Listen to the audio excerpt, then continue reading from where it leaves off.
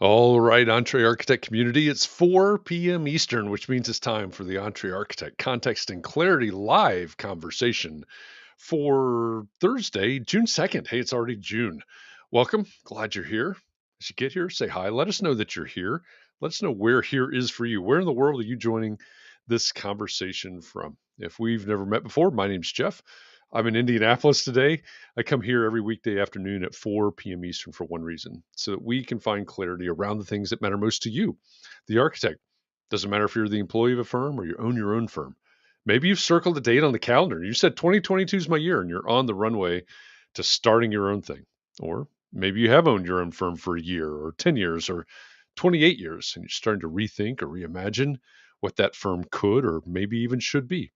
All of the topics that we cover, one topic every day, they all fall under the broad umbrella of the business of architecture, and they're all the need to know topics for the success of small firm architects just like you. So thanks for joining us today. As usual, for Context and Clarity Live, I am joined by my co-host, Katharine MacPhail. Hi, Katharine. Hello, Jeff. Katharine is an architect in Massachusetts. How much how much longer can I say Arlington? No, 1 week. 1 week. Okay. And I'm All just right. going to go with Fairhaven as of next week. But it's a little confused. I won't be here next week, though. So, Oh, that's right. That's right. yeah, taking the week off. Catherine's going to take, it's not going to be a vacation. No. Catherine's going to take a week off. But as usual, Katharine is here really to keep me in line, I think, to make sure I don't Hmm. make any huge missteps. So Well, um, speaking of which, Jeff, it are we looks going to talk about like. clowns again? No, we're not. But it looks like we're not Okay. streaming on Facebook, according to Benita. There's a couple people in from Facebook. Well, maybe it's just Benita. Okay.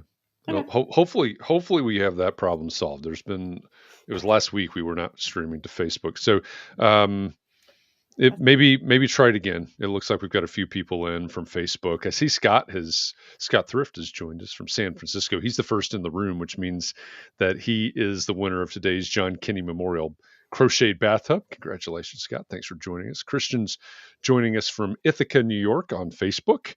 Diego, hi Diego, joining us from Nicaragua and YouTube. Chris Novelle from Massachusetts and Janine, welcome from Arizona. Benita, thanks for the wave from Atlanta. Margarita's in South Florida. Jefferson's in Los Angeles. He's following Jessica. And Isra. Hi, Isra, from the North Shore of Boston. Glad you're joining us today. All right, a couple of people saying we can see you on Facebook. So maybe False you got to alarm. Facebook too early, Benita. It Mm. might just have not caught up yet, but it looks like we're good to go there. Mark LePage, hi Mark, he's joining us and multitasking today. Which, if you're out there and watching this, even if you're just multitasking or just playing to listen in, at least say hi. Let us know that you're here. We love the fact that our community literally spans the globe. We often have folks from California all the way around to Australia, or Australia around to California, or whichever direction you want to go around the globe. So at least let us know that you're here for the conversation. It's great to have you here. We appreciate you, whether you're on Instagram or not Instagram, whether you're on LinkedIn or Facebook or YouTube or Twitter or especially Twitch. We have a huge following of about 4, I think, on Twitch. So um, just say hi. Let us know that you're here for the conversation. We've got a good one lined up for this week. I think you're going to really enjoy and get a lot out of this conversation. Will Stafford, hello from Macon, Georgia. Glad you're joining us today as well. I was just down for all of you Georgians. I was just down for a quick, unexpected trip to Atlanta over the weekend. So great to see Georgia represented by Benita and Will today. Benita made it over to Facebook. All right, great. Aaron Pellegrino, Look at past that. Context and Clarity live guest. Welcome, Aaron, from Out of Architecture. She's tuning in from New York City. Glad that you're joining us, and followed, at least on my screen, by Emmanuel, who's also in New York City. So New York City, NYC is represented today. Great to have all of you here. Um, Katharine has put the URL up at the bottom left-hand corner of the screen. It's chat.restream.io/FB, like Facebook. If you are in a Facebook group right now and you're commenting away, and you're going, hey, wait a minute, my comments aren't showing up on the screen.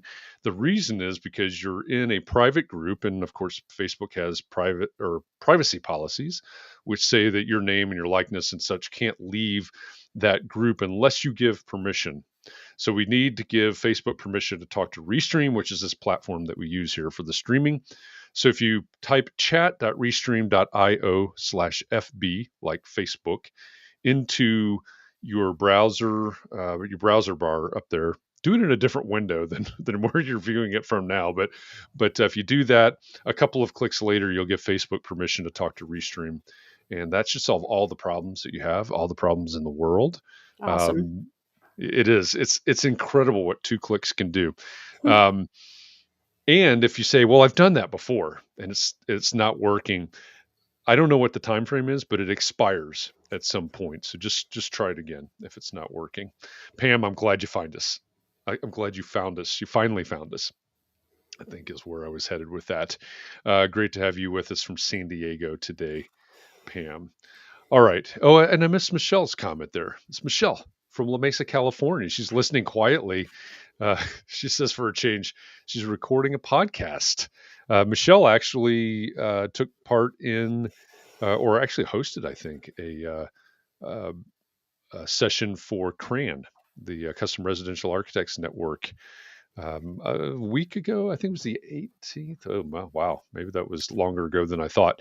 But our guest today took part in that panel discussion with Michelle. So great to have you with us today, Michelle. And with that, okay, great to have all of you here. And again, if you haven't said hi yet, let us know that you're here. Let me introduce our guest. We've got a great one lined up for today. Our guest, blew it already. Our guest is an architect, an entrepreneur, and a founder. He's the son of an engineer and the husband of a CEO. More about that later. Maybe he's a rancher and a miner. I don't know. We'll explore that idea in a few minutes. He's definitely an experienced taught social media and public relations expert. I don't know if he'd call himself that, but I think it's a fair statement. He's the principal architect of the Ranch Mine in Phoenix, Arizona, and that's mine, M-I-N-E, not M-I-N-D. So the Ranch Mine in Phoenix, Arizona. Cavin Costello, welcome to Context and Clarity Live. Glad you're joining us today. Thanks for having me, Jeff and Katharine. It's great to have you here. And just a little bit of background. If you are if you're in the Entree Architect Community Facebook group, you can scroll back almost 2 years now, I think it is. And Cavin and I did a session together. I hosted it. Cavin really did this session, but I think it was September of 2020 on 5 steps to use social media to grow your firm. And it's great to have Cavin back to talk to us about social media, about public relations, about brand building. I think from an experience point of view, you know, they've been at it at the Ranch Mine for a little while, doing this and trying things and succeeding with things, and probably struggling with some things as well, would be my guess. But that's why I think this can be such a great conversation today. So, Cavin, maybe we just start with the beginning. Where did the Ranch Mine come from? So yeah, my wife and I started it in really early 2010. We were both unemployed, people out of college, and looking for work. And the name we created came from, we wanted something different. We didn't want to be, well, one, we weren't married at the time, so we didn't have the same last name, so we didn't want to be like Costello Architects or what have you. And then we also wanted something that would identify sort of an idea about who we are, not just specifically who we are. And so at the time, I was new to Arizona. I went to school in Boston and grew up in Connecticut, moved out to Arizona. I'd never been there before, and met her, and she was a native moving back home. And so we toured around, as you know, we were both unemployed, applying to jobs, but just kind of weekdays, that kind of thing, would just go to different places around the state and try to find what made Arizona tick. And it took us to a lot of interesting places, a lot of mines, a lot of ranches. And then eventually we ended up purchasing a very, very inexpensive foreclosed home that was a ranch house. And we came up with the idea that we would mine this house to find the gem inside of it, and that sort of solidified the name, sort of a little dual meaning of that. So we came up with the Ranch Mind, got an LLC. Didn't think about MIND at the time. That has been an issue on the phone with people, but overall the name has been pretty good for us as a whole. So that's where it started. Yeah.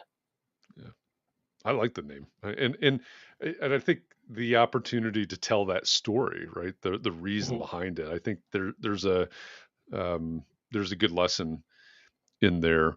At one point, how did you start promoting the Ranch Mine, and how did you start? I mean, now if we look back, so everybody, you can go to the Ranch Mine official. That's their Instagram account, and you know, we talk about this a lot. I warn people, hey, you'll go to Ranch Mine official, you see what they're doing on Instagram today, which is fantastic. But the danger is looking at that and going, oh my gosh, it's overwhelming. I can't do that. Well, that's not where you started. This is where you are today. So if we went back to the beginning of starting this firm and growing this firm, what were some of the steps that you took to really start growing a presence?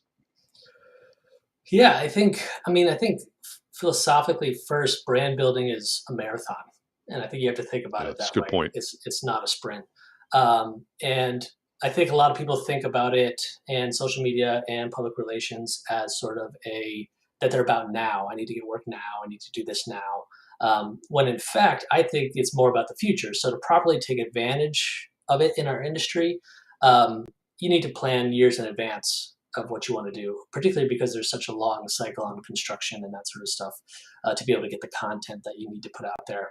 And so I sort of look at it like, if I know where I want to go, I can sort of stitch small little steps together, like rather than having 100-foot paths to nowhere and 15 of them, stitch them together to create a mile-long path. So that's really the first thing, is sort of figuring out who you want to be and where you want to go. So that was the first thing that we really spent a lot of time doing that. And I actually read recently, Kathleen Kennedy, who runs Star Wars or Lucasfilms, was talking about the mistakes they made when they took over and they did film 7, 8, 9. And she said they didn't have a plan for them. They just started them. They had different directors with different ideas and that kind of stuff. And they're largely failures in terms of the story. And they've looked more now towards Marvel, who put out like a 15, 20-year plan of what they were going to do, right, with all of their different shows and movies, and they all stitched together, right, and they built this massive fan base. So I think there's a big lesson there. So we spend a lot of time sort of coming up with ideally what we'd want to do. Now, obviously, things have changed and pivoted along the way, but it at least gave us a direction. In terms of building it, we focus a lot online, primarily because we were young. We started when we were 24, and we didn't have a network. We didn't have a bunch of friends who were building homes. We didn't have anything we didn't know. I wasn't from the area. Claire wasn't in construction at all, or architecture. And so we knew that we had to kind of reach wide to try to find a network. So early on, Facebook was something that we spent a little bit of time on, semi-success on Facebook. Houzz was the first thing that really started to give us opportunities, I would say, back before Houzz changed who they were, and I think it's kind of not great now. But at the time, they were completely democratic, which was if your images were good and interesting, people would see them first. And they've now gone to the paid program. But at that time, we did pretty well. We had some things that kind of blew up on Houzz, and we got a lot of work from there. So that was sort of our early social media. It really started to take off, I think, once we joined Instagram, because I think it's the best format for what we do personally. And so that's really where we started to get some traction. And because we got traction on it, then we spent more time with it. So we've tried a variety of things. We tried Facebook. Facebook kind of veered off and did some different things. We tried Houzz. That was good for a little while. Then that went away. So I think it's constantly going with what works. But having that plan, always looking ahead in terms of where you want to go.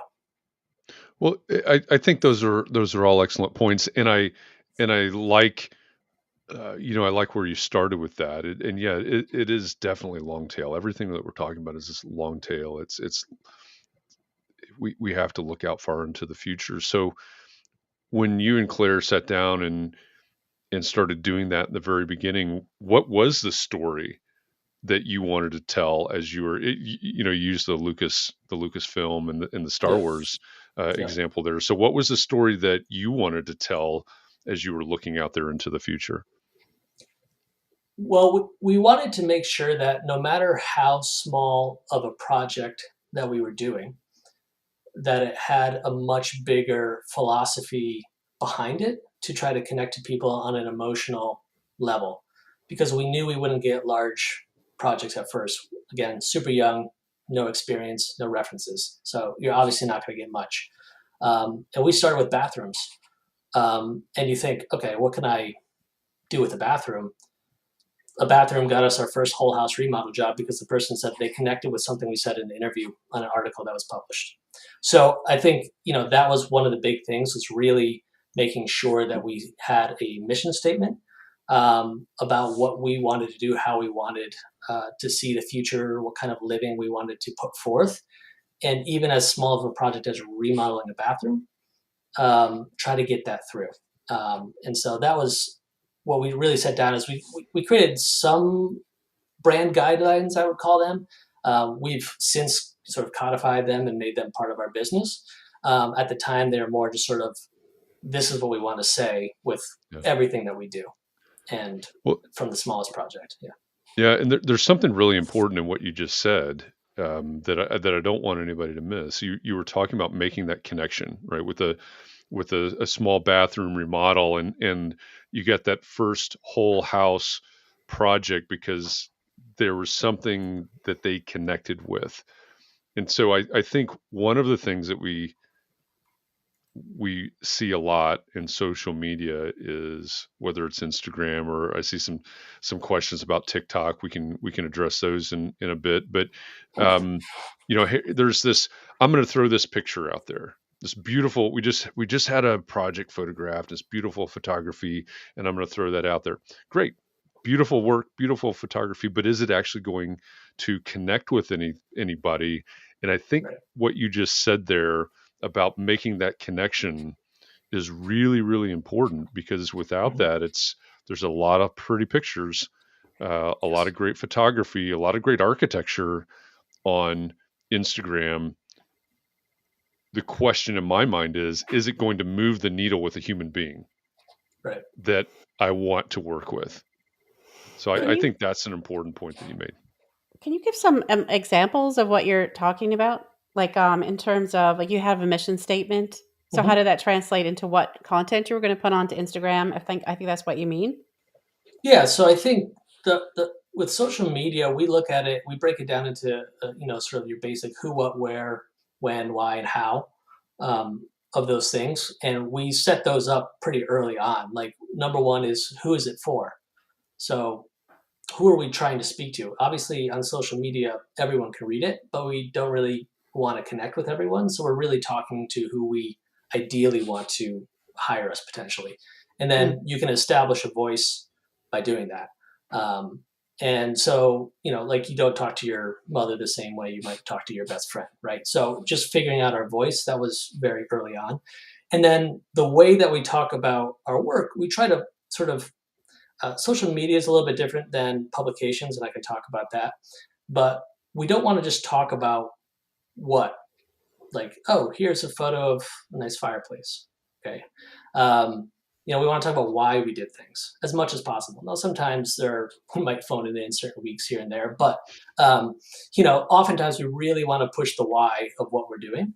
And from that, you find people will connect with why you're doing something, because they want something that way. They don't want that specific thing, because our ideal clients, we sort of say, have the pioneer spirit is one thing. And we identified that early on. That wasn't something we started with, but it's kind of funny with the ranching and the mining that we started with. We started to get all of these people, that all of our first clients, 90% we'll say, own their own business. Now, there are a lot of different people that can have their own homes, doctors, lawyers that make money and that kind of stuff. But ours were all entrepreneurs. And so we realized early on, they're all people who knew the challenge of, what I want doesn't exist. I'm going to take the leap of faith and go create it, which is the sort of pioneer spirit of how I'm living right now is not working for me.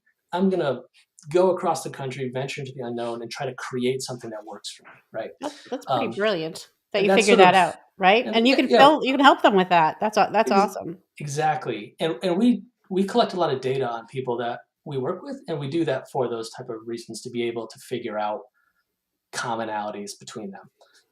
And so we started, we have a questionnaire that we send out for every project, and we get that kind of information. What do you do? That kind of stuff. And so then we really started to shift our marketing efforts towards sort of more psychographics than demographics, because they were very different people, but they had a similar spirit to them. And we sort of shifted our marketing in the language that we use and how we talk about our projects through that lens, based on the good feedback and the ideal clients that we wanted. So who is it for is super, super critical. And then you go from there. Yeah. That is an important lesson. It's this is, I think it was maybe Jay Caroli brought this up on Clubhouse this morning. The great irony of social media, certainly, but any sort of mass media is, it's using these mass reach channels to reach the few that we really want to work with, and that's what you're talking about, is developing that voice and focusing on, in your case, the pioneers, the entrepreneurs. That is, as both of you said, I mean, that's a very specific, very targeted group, and that's a great step. So I do, and I'm with Katharine. I think it is brilliant that you realize that.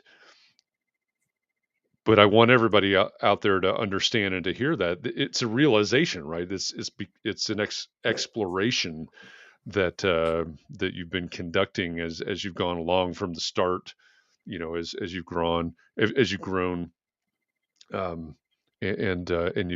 you've moved forward. Are all of your posts designed to reach or to speak to clients, or do you try to speak to other people, or like publications or anything like that? All of our posts are more to attract our ideal client. Publications, we have a different method for getting to those, which I could talk about. But yeah, all the posts that are social media are targeted towards our ideal clients, and not like a specific thing, but I look at it like they're all just chapters in a very long book, where most of the people say, I've been following you for years. So it's not about trying to win people over in one, this is the most amazing post of all time, beautiful thing, because you'll never post. If that's the case, you'll have so much pressure on yourself. It's just about being consistent, showing up week after week, putting it forth, using the same language that you want to speak to people, and not being maybe too architectural or whatever it is. Maybe that's your ideal client, so I don't want to say that's not a good idea, but it's really about, again, having that established voice and just being consistent with it. Yeah. There were some questions earlier about TikTok. It sounds like you've tried some things, right? You've done Houzz, you've tried Facebook, your TikTok, or not TikTok, Instagram is working for you. Have you dipped your toe into TikTok yet? Signed up for TikTok. I haven't done anything on TikTok. Instagram works pretty well, so that's most of the time that I'll spend. Not that I spend a ton of time on it. Like, I know some people think they don't have enough time for it. I probably spend 20 minutes a week on it at this point. So it doesn't take a ton of time. Facebook, we tried, did that for a little while. We still kind of maintained it a little bit, but it's not really a lead getter. Twitter, we're sort of on, but not really. LinkedIn, I got off of a couple of years ago just because I was getting way too many solicitations for stuff that I couldn't do work-wise, or whatever. It was just a lot to manage. So we just focused on Instagram. But I always keep my eye on what's happening and where people are going and where our ideal clients are. And again, every person that reaches out, we ask them similar questions and we find out where they are, where they're looking, that kind of stuff. And then we sort of will move with the times. Yeah. Well, there's an important word that you keep using, it keeps coming up, is this idea of focus, right? You're focusing your time, you're focusing your effort, you're focusing, in this case right now, primarily on a platform, Right.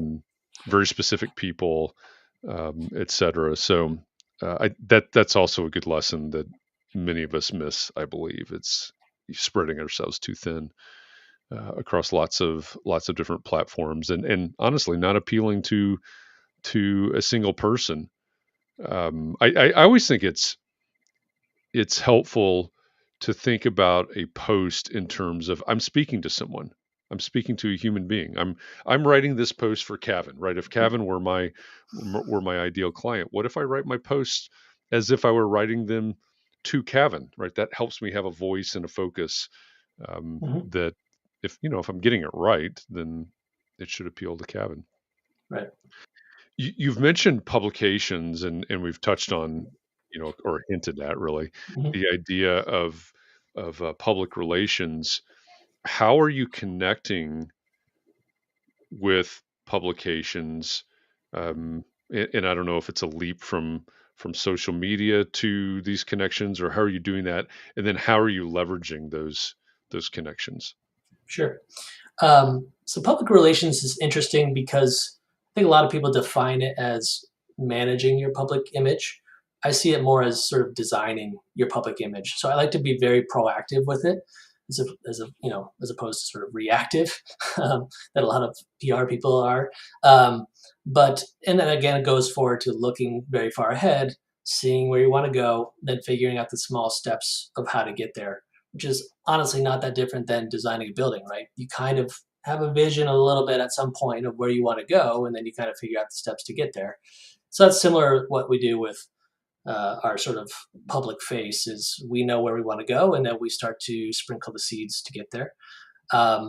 So some tips I would have on getting published and that sort of stuff is, figure out sort of what you want to be in. What do you think works? A lot of architects, I think, get very excited about being in architecture magazines, like Architectural Record, or those. We've been in a couple of those. They do absolutely nothing for our field. So in terms of residential, no one's reading. People have never heard of those. Maybe in the commercial industry, developers, that kind of stuff, perhaps. But with who we work for, which is mostly homeowners and some developers, it's not. So figuring out where your ideal client, or what your ideal client is potentially reading, is a good step. And then online has been fantastic. Again, I think there's also a little bit of a vanity of trying to get into print magazines. Print magazines, again, we sort of ask everyone, how do they find us, are very low relative to online publications. They also don't help your SEO, and there's a variety of other reasons that you got to wait 12 to 18 months to get the work published. By that time, if you're a young firm and trying to grow, you can miss out on a boom cycle of potential work, whereas online you could be published the next day. And so we focus a lot on that. What's really fascinating about a lot of publications is they will post almost identical what you send them. So if you create we create basically a Dropbox, which has a narrative, a write-up that has all the different team members involved, the size of the house, the location, when it was completed, etc. And then I write a story about the house. And then we have all the final photos of it, the professional photos, some drawings and that kind of stuff. And we'll send those out to different publications that we want to be published in. And what's interesting is a lot of them will post almost directly what I write. And we found that is an absolutely golden opportunity to create your public image, because you can write what you wanted to say on the internet on very popular sites about yourself. So if you want to say, I'm Jeff Echols, I'm the best brand person in the business, they might actually just literally post that, on Arc Daily or what have you, right? So it's true. I'm not saying that you should necessarily say that, but the example is sort of, you can sort of write your own story, literally, with I would say most publications online. So Um, what publications do you write for, or do you write to? Dwell, Dezeen, Art Daily, Design Milk, Okay. Contemporist, stuff that we do more modern architecture, I would say, and so those are where a lot of our ideal clients are reading those. And the other thing is we like online publications that are essentially feeder accounts to every other. There's a bajillion websites that will take what's on Art Daily and publish it exactly on their site, and then it goes crazy after that, right? So it goes all over the place.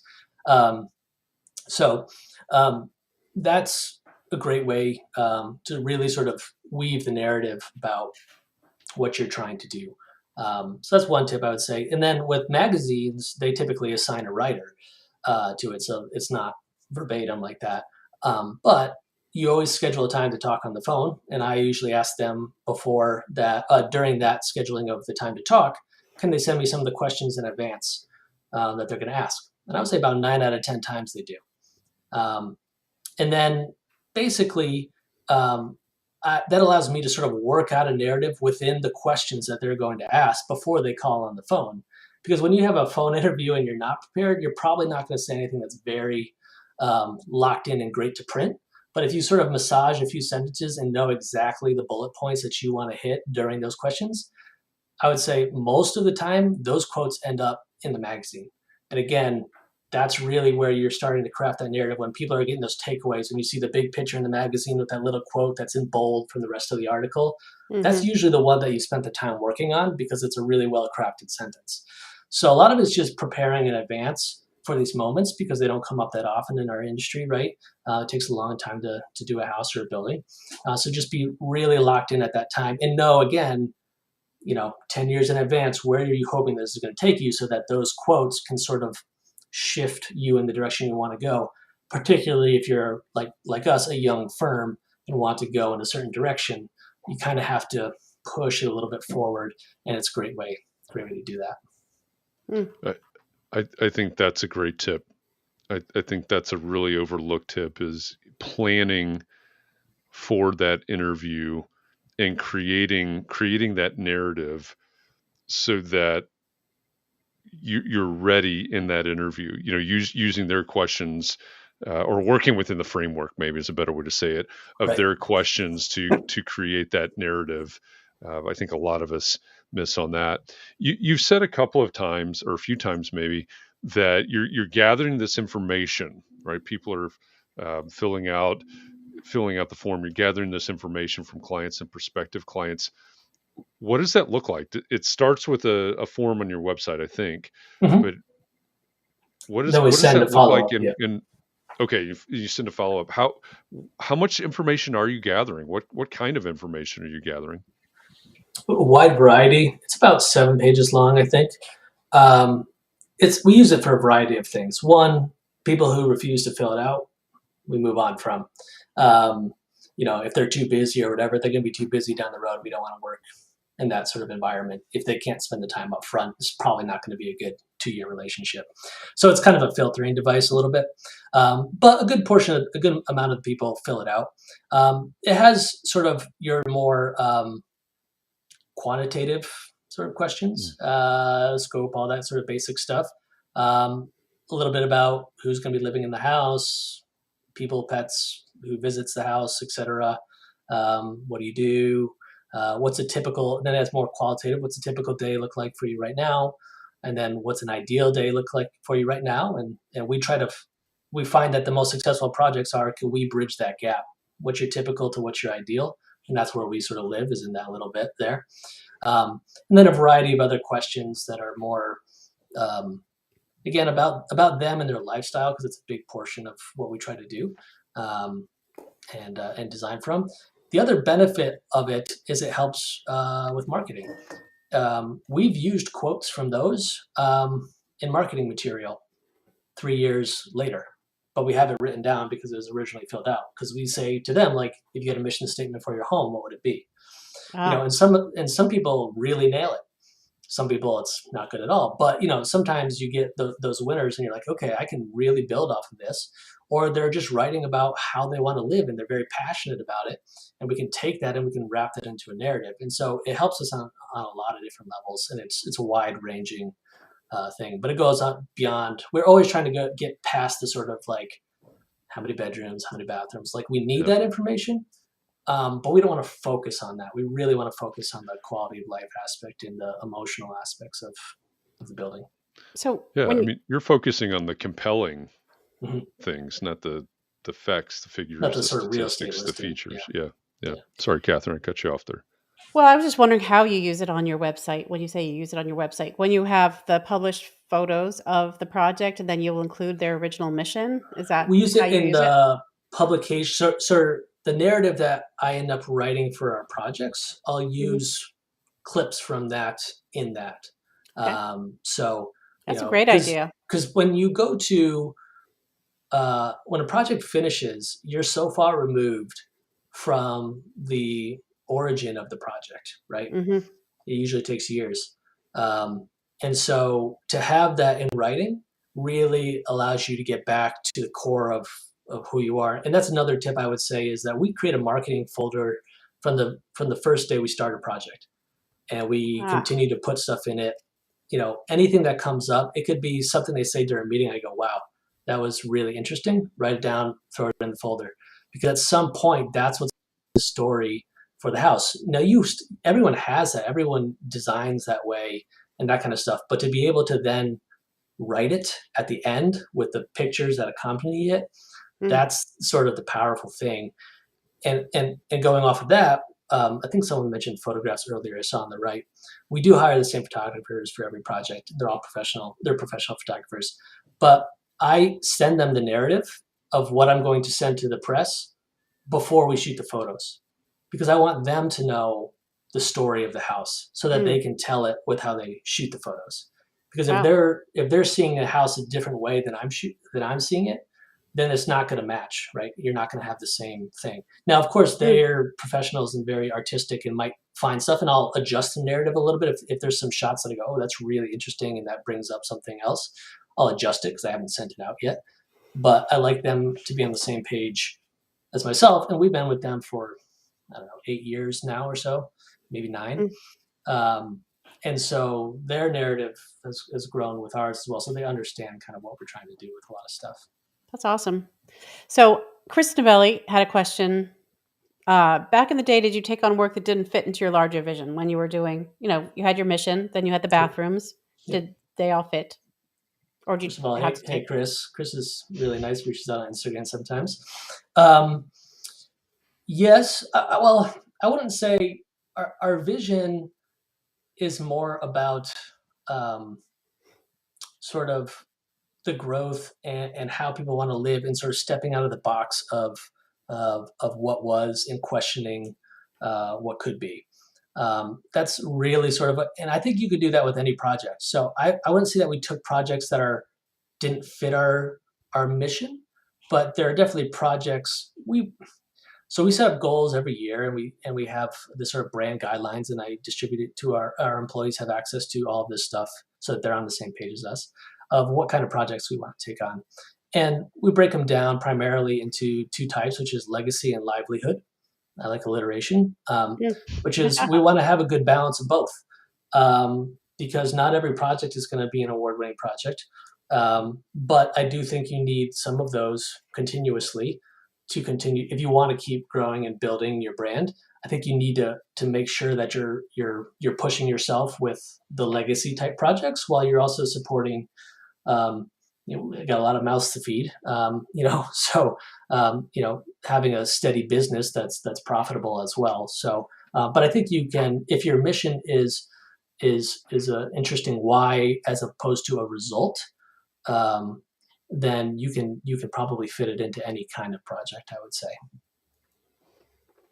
I think that's a great lesson as well. It, everything that we're talking about, we're talking about the birth of a firm, essentially the journey from the birth of the ranch mind to where they are now, and Cavin and the whole team's progression and learning process and the things that they've done to this point. So there's some really great lessons here. I love the legacy and livelihood alliteration. That's a good one.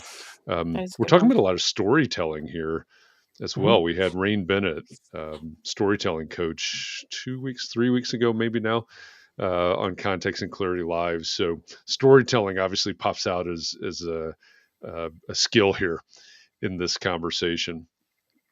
And I also want to point out, and I mentioned this at the beginning, it was actually September 1st, 2020.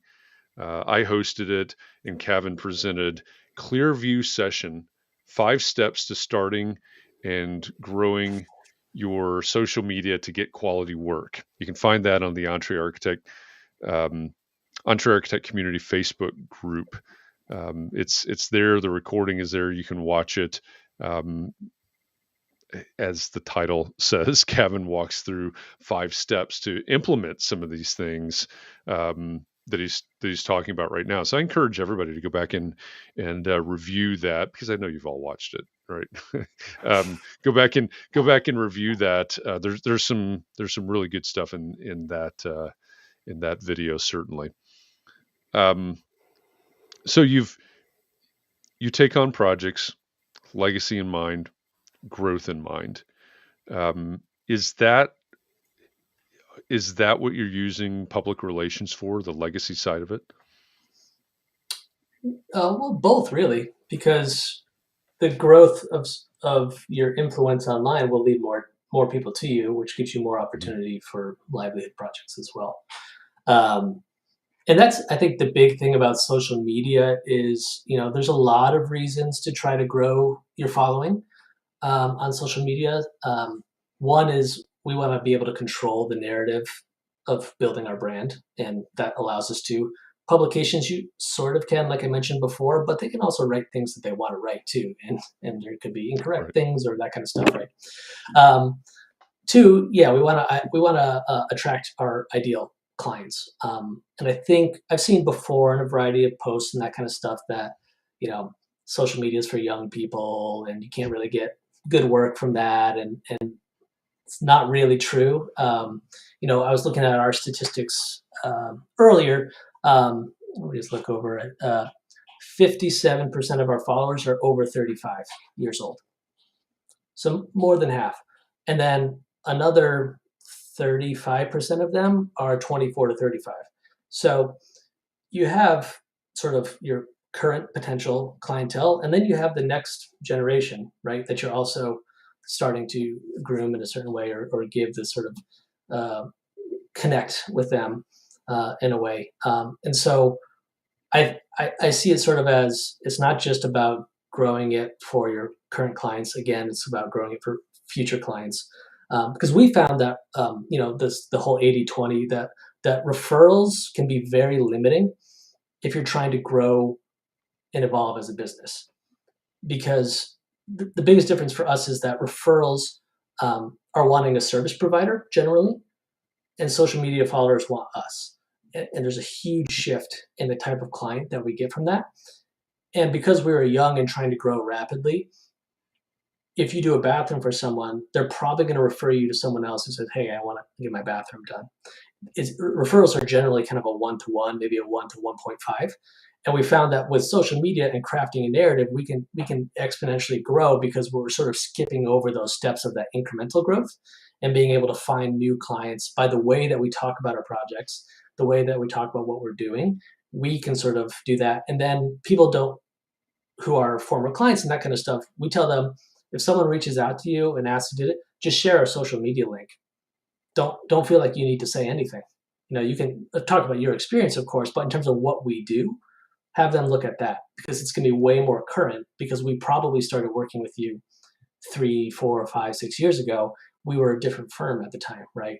We might have just been 2 of us doing bathrooms. Now there's 7 of us doing mostly new builds, right? So it's a much different firm in a short amount of time in the building world. And so that's another reason why I think it's important to kind of grow your social media following. The 2 other aspects I wanted to bring up on that are, it helps attract quality employees. Most people think about it too in terms of getting work, but it's all about getting great employees. everyone that we've hired has come through Instagram, and they wanted to work for us. And so again, that sort of wanting to buy into the mission has helped us find really solid, really great employees that fit our culture.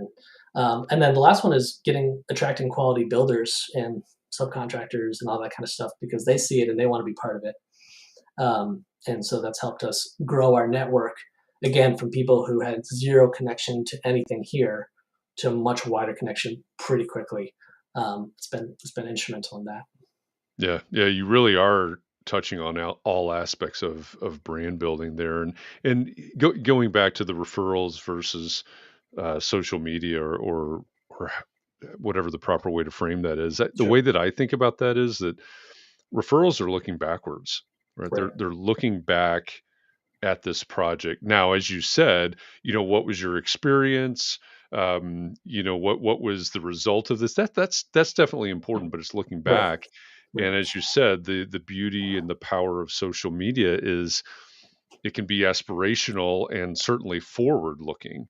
Right. And that's another great lesson that everybody needs to take away from this. If you feel like you're stuck, doing bathrooms as the Mhm. running example here, Yep. then how do we get out of that? Right? We have to create something that's aspirational, something that's thinking bigger, if that's the right way to say it, than Sure. than bathroom remodels or something like that. I think that's a great lesson. And you might already be past that. That's the thing about our industry is you Right. might already Right. be doing full houses, but until they're completed and you have final photos, they don't exist in the world, right? You're not going to get referrals from people that a project isn't done yet, but you might have already designed the house and maybe it's in bidding or permitting and that kind of stuff. And you have this beautiful piece of architecture. How are you going to share it, right? And you might be able to get more just based on that. That happened numerous times with us. Yeah. Yeah. What percentage of your work is coming from Instagram now? It's hard to say whether it's just Instagram, because a lot of people say it's a combination of Instagram and online. It's those two things working hand in hand. That typically they find us actually on online articles, Mm. and then again, because when I write the stories, I'm putting in keywords to who we are. So if you're Right. wanting modern architecture and all this kind of stuff that we do in Desert and Pioneer, et cetera, that's all going in there. So you're Googling any of that stuff. Now it's all over the internet, right? And then they find us on Instagram and follow us. Typically, this is the pattern. So they find us online, go to our website, follow our Instagram, follow us for a little while, say, I like what they're doing, then reach out. So it's usually a combination of those. But I would say 95% of our clients come through that. And then 5 to 10% referrals. So here's a really practical question. You talked about basically writing the article and sending it to somebody at Dwell or Dezeen or whichever. How are you going out? I mean, you've already talked about you collect information on your clients, so that's how you know where to send it. But once you say, okay, I want to get this published at Dezeen as an example, Mhm. how do you figure out where to send that when Sure. you're reaching out to Dezeen or the person to send it to at Dezeen? The first one is always the hardest. Once you get a contact, it's very easy to get more. So once you have an article published, you're connected typically with one or two or sometimes three people within the organization. Now you have their emails, and then you don't. So typically the first time I'll go through an online, most say like send to info@Dezeen or whatever. You send those, you have to make your pitch really good. And if they are interested and want to find out more, then they email you, and now you're in. And so you do that over 12 years, and you get a lot of contacts. And of course, people move between companies, and sometimes you have to redo things. But the first one's always the hardest to get in, so make sure that pitch is really good.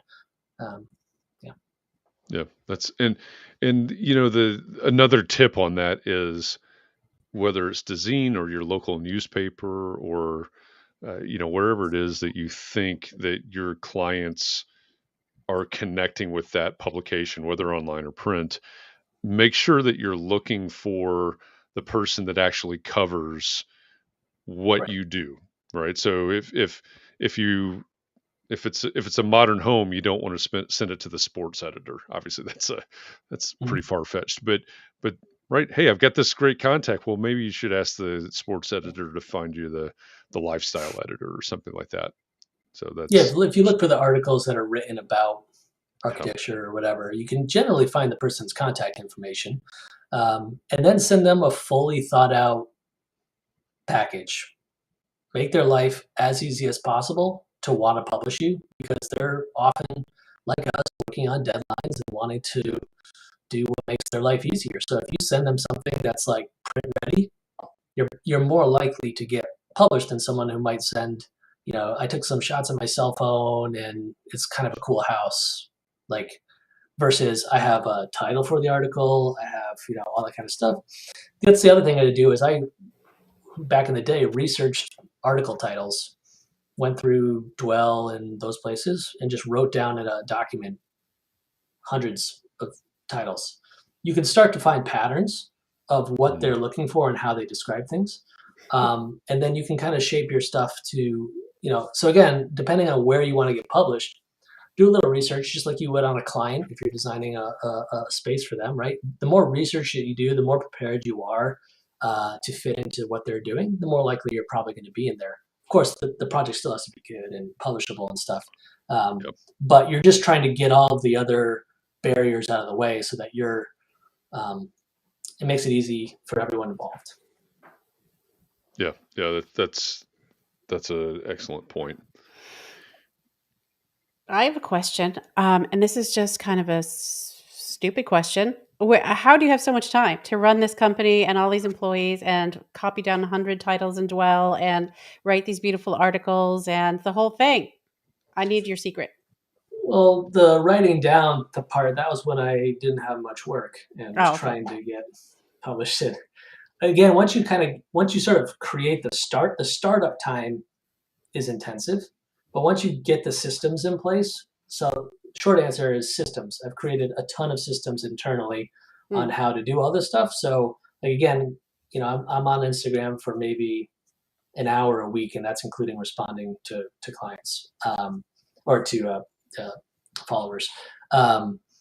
And writing stuff does take a little bit of time, but again, because I've collected all of that information and because I've been putting things in 12 seconds at a time, throw it in there, I now have sort of an outline of what I want to do. And then the other thing is, I think once you get into the rhythm of it and you're attracting your ideal clients, you're not wasting a lot of time on trying to force square pegs into round holes with clients that might not work for you and that kind of stuff. So it frees up a lot of your time if you're doing projects that you want to do with clients you want to work with, and you take the friction out of everything else in your life if you start to get those clients. So it's kind of a snowball effect. You've got to push the snowball a little bit to start it. But once it gets going, everything starts to work in a way. And some of it's really, I have a notes thing on my iPhone that's a running list of just ideas that I have. I could be watching TV or, feeding my daughter a bottle of milk and, oh, here's an idea. Just write that down. And then I have that, for later. And it's just long. And then I create a Word document on the computer and put it in there. And then I have just sort of musings over years and years and years that can then be inserted into different narratives or texts and that kind of stuff. So it's all part of if you work it into your process, if it's part of your business, then then the time kind of works out. But I work 40 hours a week, so we don't do any overtime or that kind of stuff. Busy life outside of it. So yeah, there are also some tools out there, by the way, I don't know if you've tried any of them, Cavin, but there's some really good AI tools where you can headline generators and things where you can target specific industries and so on that weren't around, when you first started documenting all of those things. There's some good things out there as well. I know we're right at the top of the hour, so maybe the way to wrap this up is to really ask, what's the future? You're thinking out, in terms of brand building, you're thinking out ahead. What's the future of, there you go. There's a question Chris Novelli asked. What do you hope Ranch Mine is going to be in the future? And also, what are you doing today to ensure that you get to that future? Sure. And also, real quick before that, I'll answer Christian's. I see Christian's comment up there about who comes up with the names for the houses. I do, and it's exhausting. It's it was really fun the first 5 or 10. Now we're like 150 in, and you run out of words at a certain point. But no, it's part of the narrative process. Again, everything from the schematic design, I'm constantly thinking about the narrative of the house in the story, and that's part of my design process. It's very sort of narrative in terms of how everything works, and so that's where those names come from. Some come from the clients might say something that triggers something, or there might be something really important to them, and some are more successful than others. I've also found with marketing, some names really stick with some people, and then some people say, "Oh yeah, what was that house with the?" I was like, "Okay, that name didn't work." So some you win, some you lose. Where's the ranch mine going? Was that the question? So one big thing that we started planting the seeds on this probably 5-6 years ago, was we wanted to do projects in different climates. We realized that we were our project type was very similar. That we were doing all desert houses in Phoenix, which makes sense. But we also, I like to look 10, 20, 30 years ahead. I plan on working another 30, 40 years. What if it gets another 5 to 10 degrees hotter here and nobody wants to live here? And I have 20 to 30 years of desert houses. That's probably not going to translate well to other climates, right? It's very specific in terms of what we do. And so we started actively changing our language and that kind of stuff. Again, back to when you write a narrative, if I say Phoenix-based architecture firm, or if I say Arizona-based architecture firm, the Ranch Mine in a periodical, it changes people's mind about, oh, I live in Flagstaff, Arizona. Maybe they would work here. It's just small little shifts like that over years and years and years, and you start to push the needle in a different direction. And so that plus the sort of pioneer psychographics of what we're looking for in terms of clients attracts people we found to certain places. And we also found we had clients who started to say, hey, maybe I want a second home somewhere. Most of the homes we do are primary residences. And those areas were in different areas of the West. And so we changed to focusing our portfolio on desert, mountain, and water, and different kinds of project types. So we wanted to diversify in terms of the project locations and the critical elements, the sort of elemental elements of those spaces, as opposed to doing mixed use or that kind of stuff, just because it's easier for our processes to translate to different areas. So I got licensed in Colorado and Montana, and we've got a bunch of projects. We got about 10 homes in the work in Flagstaff, Arizona, which is very sort of, it's kind of like Colorado. If people haven't been here, it's on the Colorado Plateau, mountainous, cold, snow. We've got 2 projects, or 1 project, potentially another in Montana going on right now, under construction, some in Colorado. We have a house on the water in Belize. We have another house on a lake in Arizona, one on a river in Tennessee. And so what's interesting is if you start putting out I often believe in to just say things out loud, and you never know, right? And so we started to tell people that we were focusing on this, and sure enough, we've probably gotten 10 to 20 projects in those other categories since we started to do it. And those will start to finish shortly. We just had our first project in Flagstaff finally finish a month ago, or a couple weeks ago. And so we're going to start putting that out there. And so that's sort of our big focus has been to diversify the locations of what we're doing for sort of long-term growth and giving us more opportunities to work in different, we're now working in different states, different countries, potentially different continent,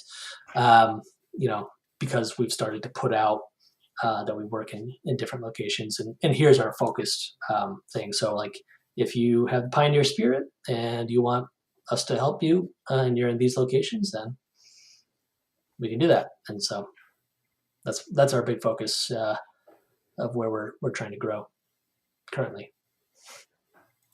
I love that. It's kind of like you're manifesting the thing that you want by just saying that's what you're doing. Like you're already doing it. Exactly. That's the word I was looking for. And manifesting it also, and like I said, that's where the narrative and the social media and all that stuff comes to play, is you can really say it, put it out there, start doing it. And I think you'll be surprised of people will probably connect to that. Because a lot of times people just don't know. They think, oh, you just work in Phoenix. You're a Phoenix-based architect, right? And this is, a way to get to do more. Yeah. Yeah. Well, and I think it all comes back that connection, right? And that people, if you make a connection, people are more likely to engage, and you're doing that through the storytelling aspect, and then of course leveraging the platform for what it's good for, and creating all of these narratives, right? It's all one thread that weaves through all of this, and I love that. Say it out loud is probably the probably ought to be the title of this conversation, but some great lessons in there for all of us. Again, 12 seconds at a time, right? As you go, create the systems and tell the stories and say it out loud and focus on the people and focus on the platform, and you can probably start to move the needle in the same way that Cavin has been doing for years, and keep that in mind as well, right? This is a long play, and where Cavin, yeah, absolutely, where Cavin and the Ranch Mine are today is not where they were 5, 6, 8, 10 years ago, right? And so we've got to accept that reality as well. Cavin, this has been a great conversation. Thank you for sharing so much with us about your process and the way that you're going about the success and where it's headed. I appreciate learning all of these things today. Thank you. And for everybody that's out there in our audience, thank you for being here. I say this every week. I mean it every week. Thank you for making context and clarity a thing, because if it weren't for you, we wouldn't be having this conversation, right? Nobody's interested in showing up and just hearing Jeff talk every day. Not at all. Not even Jeff is interested in that. So thank you for giving us the reason and the ability to have this great conversation with Cavin today. That's what it's all about. That's why we do this every weekday afternoon. So thanks for that. Just to give you a little bit of a preview, next week on Context and Clarity Live, we'll have Mike Michalowicz. He's a return guest. He's an author of a number of books, including Profit First and Fix This Next. We'll talk to Mike on Thursday. So we'll shape our entire week next week around that conversation with Mike. So look for that at the beginning of this weekend, beginning of next week, and we will prepare for that conversation. Tomorrow on Context and Clarity will be another of our mystery member spotlight. The guessing begins at 4 p.m. Eastern. Who will our mystery member be? You might be surprised who it is tomorrow. Well, I'm going to start guessing today. You don't get to guess. I will. Sorry. Later. Oh, you can later. You can guess later. So join us for that tomorrow. Again, I appreciate you. We appreciate you. Thanks for making this a thing. My hope for all of you is that you take a little bit of time to breathe and relax and find a way to get rejuvenated. We do this every day, so you've got to pace yourself. It's a marathon, as Cavin said at the very beginning of this conversation. So take a little bit of time and take care of yourself. Please be well, stay safe, keep those around you safe and well. And I hope that I'll see you all somewhere sometime soon. Thanks, everybody. Thank you.